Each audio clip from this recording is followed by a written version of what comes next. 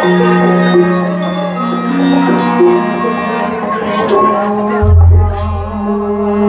telah ninggalan buat lerawan dan menggarut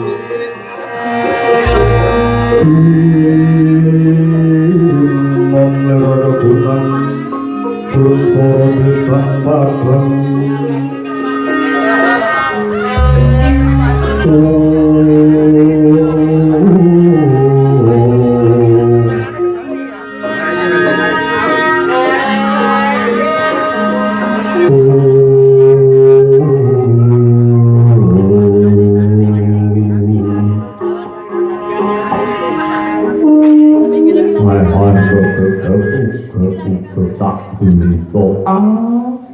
Gus dingapunten anggen jenengan dikorawuh wonten ing Karang Kadempel malah dados berkah pasulayan ing atase para sata Kurawa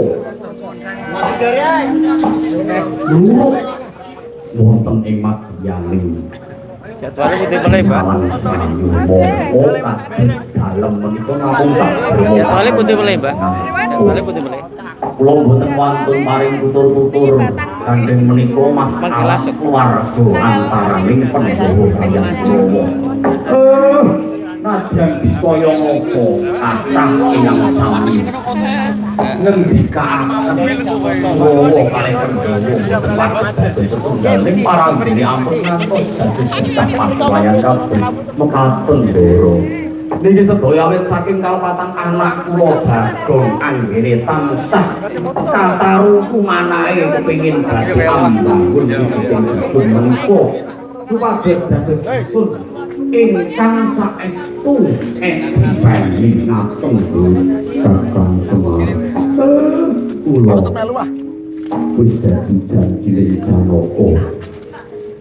Yen to Janaka bakal sakdiyanti marang Bathara Kula majikoke kula tak oke ikut tampil kamerane Pak buka kamerane Pak buka pripun kamerane Pak buka nggih niki to nanti ini mau foto Mbak nanti Mbak jadi kaya ngopo Pak Gareng sini Pak Gareng Mbak Kaji ayo Mbak Kaji foto Mbak Kaji nek katon iki lak njupuk sing lingsem ndadekke perkara anyar antaraning Pandhawa kalih Kurawa madyan niku. Ning lagi satu kaki.